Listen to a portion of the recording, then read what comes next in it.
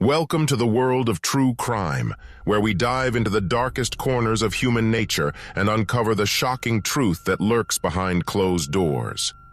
Prepare yourself for a riveting journey as we peel back the layers of mystery, unveiling the sinister motives and twisted minds that haunt our nightmares. Pursuit of justice takes us deep into the heart of darkness, where the line between good and evil becomes blurred. Join us as we shine a light on the unsolved mysteries, cold cases, and high-profile investigations that have left communities in disbelief. But beware, for with every revelation comes a chilling realization that the world we live in is not always what it seems. Brace yourself for the harrowing tales, shocking twists, and unexpected turns that await you in the realm of true crime. The story commences in upstate New York, where we meet Michele and Lloyd, a pair of high school sweethearts. Despite being a year younger, Lloyd's charm captured Michele's heart, leading to a deep connection within just 2 years of dating. Their love story culminated in an intimate wedding ceremony. Before expanding their family, Michele and Lloyd pursued higher education, with Lloyd embarking on the path of becoming an engineer and Michele aiming to become an English teacher. In the mid-90s, the birth of their first daughter, Karrie, occurred, marking a significant milestone in their journey. The couple's family continued to grow as they welcomed 2 more daughters. This period also witnessed their relocation to a larger residence in Corning, New York. At first glance, Lloyd excelled in his role, consistently engaged and attentive to the needs of their 3 daughters. Michele, on the other hand, radiated positivity and possessed a delightful sense of humor that united everyone around her. Together, they embodied the essence of an ideal couple, creating a harmonious and loving atmosphere. Initially, Lloyd assumed the role of a devoted father, but gradually he transformed into an overbearing and manipulative figure within the family dynamic. He sought absolute authority over his daughters' lives, imposing his will upon them and resorting to physical punishment if they failed to comply with his demands. Strikingly, his middle daughter, Karrie, maintained a strong bond with her father despite his controlling behavior. Lloyd dedicated Sundays to accompany Karrie to ballet class and even indulged in giving her makeovers in the presence of other mothers. Michele, in contrast, exhibited equal care and affection towards all her daughters. Balancing her role as an English teacher, she also actively engaged in numerous charitable endeavors with a special emphasis on aiding the homeless. The exact status of Lloyd and Michele's relationship remains uncertain, yet the arrival of the 2008 economic crisis not only triggered financial turmoil but also marked the downfall of their family. Lloyd's employment at Corning Incorporated came to an abrupt end, prompting him to launch a frantic search for jobs within the local vicinity. Despite his efforts, he encountered insurmountable challenges, a predicament faced by countless others during that time of economic hardship. Ultimately, he secured a job in New Jersey, a practical choice given the circumstances. Michele, who had also been unemployed for a period, understood the necessity of this decision and did not object. Nonetheless, she grappled with the immense responsibilities of managing household chores and caring for their 3 daughters single-handedly. However, a profound shock was on the horizon. Within a few months, Lloyd stunned Michele by serving her with divorce papers seemingly out of nowhere. Astonishingly, those familiar with Michele's life could not recall any major conflicts or discernible reasons for Lloyd's discontent. Michele was the epitome of an exceptional mother and an individual characterized by her optimism, empathy, and generosity. The sudden coldness with which she was treated left her devastated. Adding to her distress, a year prior, Michele had severed ties with her own family, a decision influenced by Lloyd. It emerged that Lloyd had employed a common manipulative tactic, isolating his partner from her support network, thus fostering dependence and reducing the likelihood of departure. This unfortunate strategy is often employed by manipulative individuals to exert control, divide, and conquer their partners.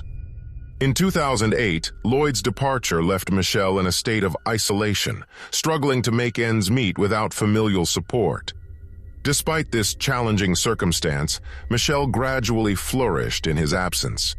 She managed to rediscover her footing, and as her daughters transitioned into young adulthood, the household burdens began to lighten. However, Lloyd's efforts to torment Michele were far from over. His determination to obtain full custody of their daughters became a relentless pursuit. The divorce proceedings stretched over 5 years, marked by 26 post-divorce filings that were rife with false accusations against Michele. Lloyd's intent was to portray her as an unfit mother in a bid to gain custody. Moreover, his motivations were driven by a desire to evade child support payments. Each filing sought out a different legal loophole to serve his purpose. Michele responded to these allegations with her own counterclaims, many of which centered around a recurring issue: Lloyd's persistent attempt to manipulate their daughters into turning against her. A significant turn of events occurred when the couple's eldest daughter, now above 18 years of age, chose to move in with Lloyd. While this was her personal decision, it signaled a new phase in their complex family dynamics. Amidst Lloyd's multitude of deceitful claims and his manipulation of their daughters into a divisive campaign against Michele, the legal system found grounds to grant her custody of their younger daughters. However, the impending course of events remained largely unforeseen by those observing the situation. On August 28, 2017, a close family acquaintance arrived at Michele's residence. Their purpose was to pick up her youngest daughter, aged 14, in order to take her to swim practice. However, upon exiting his car and approaching the front door, he was confronted with an incredibly unsettling sight. Through the window of the front door, he saw Michele suspended in an eerie manner above the staircase. It was immediately apparent to him that Michele had hung herself.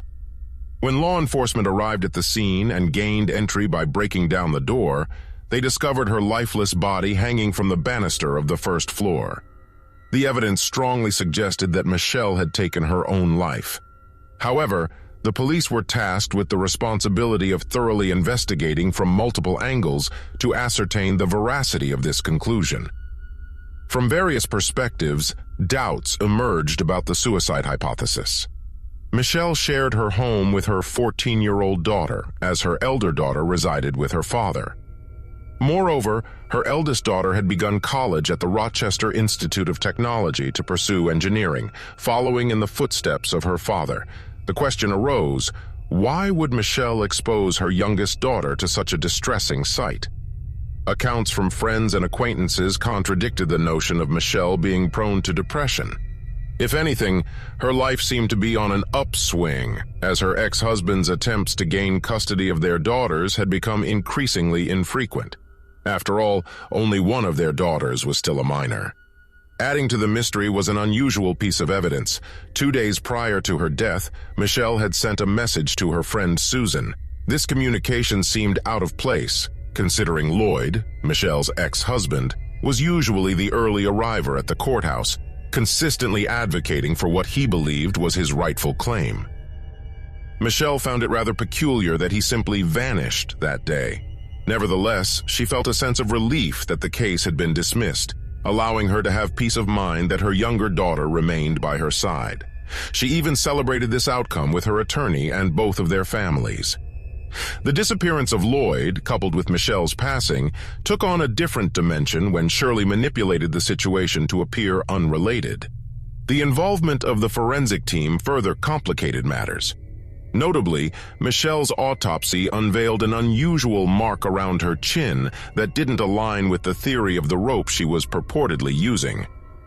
Clearly, orchestrating a suicide wasn't as straightforward as it seemed. Adding to the unsettling puzzle, there was another perplexing clue. While the two older daughters lived elsewhere, the youngest daughter didn't. Scheduled to go swimming practice that day with a friend, it raised questions about why she wasn't at home. In fact, her whereabouts were completely unknown. The police began considering the possibility of this being a kidnapping case as well. Amid the police's frantic attempts to reach the youngest daughter, the police chief received a call from Karrie, the older sister. Karrie seemed visibly distressed during the call, but she assured the detective that her younger sister was with her in the college dorm. This declaration triggered a string of inquiries for the detective. Why was Karrie's sister at college with her on the same day Michele took her own life? The timing seemed rather convenient, her departure from the house just prior to the incident. The police inquired with Karrie about this circumstance. She proceeded to recount an account wherein she had driven up to her mother's place the previous night, aiming to spend a final evening there before the fall semester commenced. According to Karrie's narrative, Michele had erupted in anger, seemingly due to Karrie siding with her father during the custody battle. As a result, Karrie took her sister and left the house to escape her mother's volatile mood. However, there was a perplexing aspect. The detectives were already aware that Lloyd had recently been absent from the custody battle, and Michele appeared to be quite content after its resolution. It appeared illogical for her to throw a tantrum just days after these events. Adding to the complexity, Michele's friends conveyed to the police that they didn't believe she would have taken her own life. Michele's mother was insistent that Lloyd was involved. She was convinced that he had manipulated Michele against her and had even turned their own daughters against her. According to her, Lloyd was highly skilled in deception and manipulation. Yet, the police couldn't make an arrest based solely on familial suspicions. Concrete evidence linking Lloyd to Michele's death was necessary. From their perspective, Lloyd had an alibi. He was supposedly in California for a job interview when Michele passed away.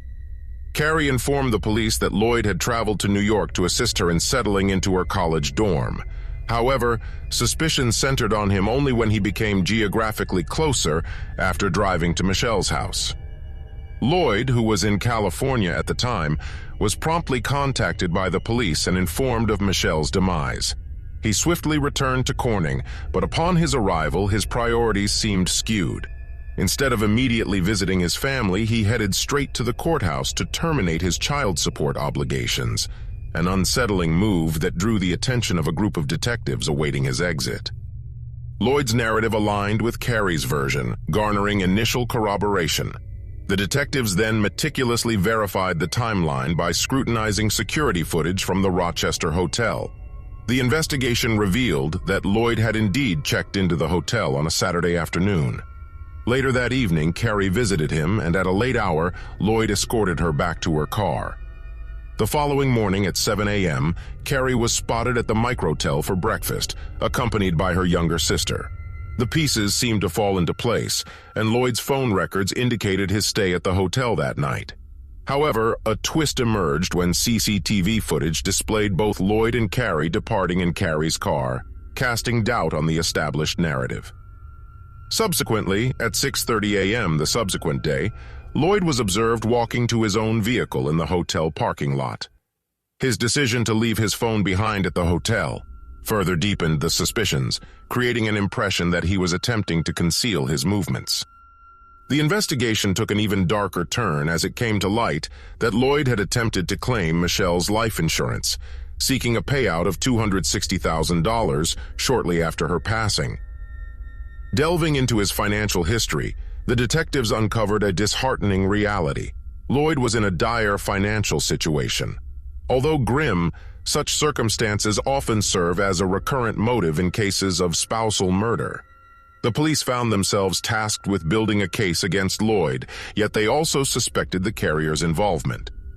They questioned why she was shielding her father. In mid-November 2017, a decision was made by the police to tap Lloyd and Karrie's phones, aiming to uncover valuable information. It was evident that both individuals were concealing something, though they understood the necessity of avoiding explicit discussions on the phone. To elicit a confession, the detectives reached out to Karrie under the pretense of sharing new case details. In reality, their intention was to steer her toward admitting guilt. Their plan bore fruit when, less than a minute later, Karrie phoned Lloyd. This response aligned with the detectives' expectations. Karrie's distress was palpable, and Lloyd attempted to dissuade her from attending an interview scheduled for the upcoming Monday.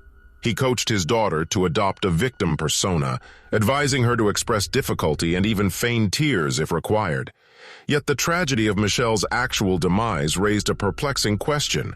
Why did Karrie need to feign such emotions in front of law enforcement? Wasn't her sorrow authentic?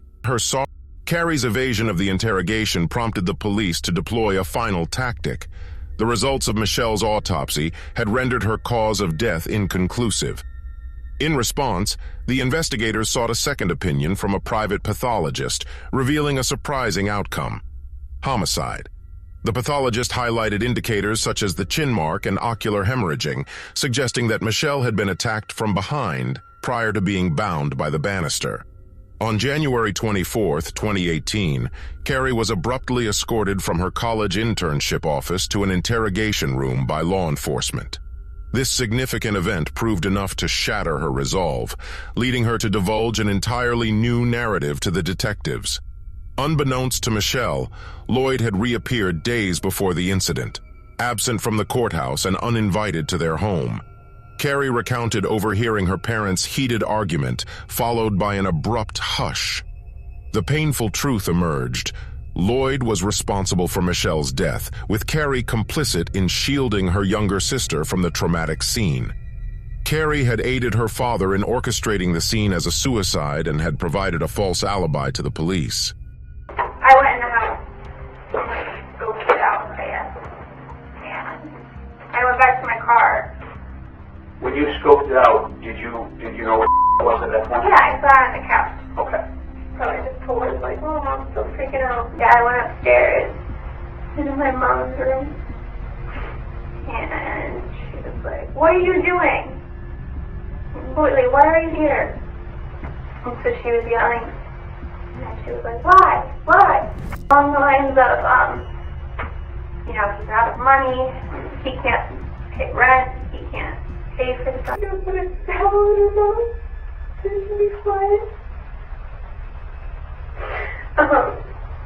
And then put the rope around her neck and... After unburdening herself, Karrie was prepared to furnish the detectives with comprehensive details. The scheme for the murder had taken shape around a week prior. Here's where the ultimate manipulation unfolded, prompting the question: why didn't she let him end his own life? Why opt to kill her mother instead? It seems that Karrie had become trauma-bonded to her father. In situations where children are raised by abusive narcissistic parents, an unusual attachment can develop toward the manipulative parent. They offer love conditionally, withdrawing it swiftly when the child doesn't comply with their desires. This is precisely the dynamic Lloyd had established with his daughters from a young age, employing harsh punishments and physical force over trivial matters. Gradually, Lloyd turned his daughters against Michele, with Karrie bearing the brunt of his manipulation. By the time she reached her teenage years, she openly harbored animosity toward her mother, albeit without fully comprehending why. Unbeknownst to her, she had been poisoned by Lloyd's deceitful allegations, depicting her mother as a monster and himself as the victim. According to Michele's mother, Lloyd exercised a cult-like influence over his daughters, their actions dictated by his words as if under a spell. Therefore, when Lloyd divulged his intention to end his own life, he knew that his daughter, Karrie, wouldn't be able to cope with that prospect. She would go to any lengths to prevent such an outcome. As a result, on August 28, 2017, Karrie became an accomplice in her father's act of murdering her mother. Karrie faced a set of charges, including second-degree murder, second-degree conspiracy, tampering with physical evidence, and first-degree custodial interference. With this phase concluded, the police turned their attention to arresting Lloyd. He was located at his workplace on the same day Karrie was apprehended. The authorities informed him that the case had now transitioned into a homicide investigation. Lloyd exhibited feigned surprise and clung to his initial narrative, that he had been present at the Rochester Hotel during the incident. However, when asked to proceed to a different location to undergo a polygraph examination, he agreed, but ultimately failed to appear. Following his work hours, two detectives discreetly trailed him, ultimately tracking his movements to the summit of the municipal parking structure in Princeton, New Jersey. Subsequently, Lloyd was formally charged with first-degree murder, accompanied by an extensive roster of additional charges. The trials for both defendants were slated to commence in February 2018. Karrie found herself confronted with the possibility of serving 25 years to life in prison for second-degree murder. However, she somehow secured a more lenient sentence of 3 years. Initially, the district attorney presented her with a proposition: testify against her father. This testimony was poised to play a pivotal role in sealing Lloyd's fate. While on the witness stand, Karrie introduced a new detail to the narrative, which cast an unfavorable light on her own involvement. Yet the 4 or 5 boxes within the courthouse held tangible evidence that illustrated how Lloyd had manipulated and influenced her over the years leading up to the murder. Even during Michelle's divorce and custody battle, there were documented complaints from Michele herself about this manipulation. Psychologists substantiated these claims, asserting that Lloyd had systematically estranged Karrie from her mother by relentlessly disparaging her over an extended period. The concept of parental alienation was recurrently mentioned in court documents from the years of custody disputes. An illustrative incident from 2015 exemplified this manipulation. Michele was maneuvering her car into the driveway when a disagreement was unfolding between Karrie and her. Seizing this opportunity, Lloyd managed to convince Karrie that Michele was deliberately attempting to harm her with the car, employing a twisted version of parenting logic. Karrie was so thoroughly convinced of her father's perspective that she went to the extent of contacting the police, falsely alleging that her mother had attempted to take her life. This baseless claim had taken root in Karrie's mind, leading her to believe that Michele posed a threat. Consequently, when Lloyd initiated his plan for murder, it seemed almost like a defensive measure. During Lloyd's trial, his defense strategy appeared to be straightforward, especially when his DNA was discovered on Michelle's pajamas. The district attorney extended a plea deal: admit guilt and face a sentence of over 25 years behind bars. Astonishingly, Lloyd accepted the deal and confessed to the murder. However, his confession was far from uneventful. He did not depart without casting blame. He shifted responsibility onto Michele for causing harm to their children and turned the spotlight onto Karrie, asserting her involvement. Additionally, Lloyd admitted to the manipulation that led his daughter to become a participant in Michelle's murder. This admission worked in Karrie's favor. In the eyes of the judge, she emerged more as a victim of lifelong abuse and manipulation, rather than a direct accomplice to murder. As the legal proceedings unfolded, the outcome was divergent for the two. Lloyd received a sentence of life without parole, while Karrie was sentenced to 1 to 3 years for second-degree manslaughter. In January 2020, she was granted parole, a decision that garnered the support of her maternal grandmother. Thank you all for joining us on this gripping journey through the darkest corners of the human psyche. If you enjoyed this video and want to uncover more spine-chilling tales, be sure to hit that subscribe button and ring the notification bell. You won't want to miss a single episode. Remember, truth is often stranger than fiction, and our mission is to bring you the untold stories that lurk in the shadows. So, make sure you're subscribed to our channel to stay up to date with our latest investigations, in-depth analysis, and shocking revelations. Furthermore, if you have a thirst for more mysteries and unsolved cases, we've curated a playlist of our most compelling episodes just for you. Click on the screen to dive deeper into the dark abyss of human nature and explore the enigmas that continue to perplex us. Lastly, we want to express our deepest gratitude to our incredible community of true crime enthusiasts. Your passion, engagement, and comments fuel our determination to bring you the most compelling content. Together, we stand as seekers of truth in the face of darkness. As we conclude this chapter, remember to stay curious, stay vigilant, and stay safe.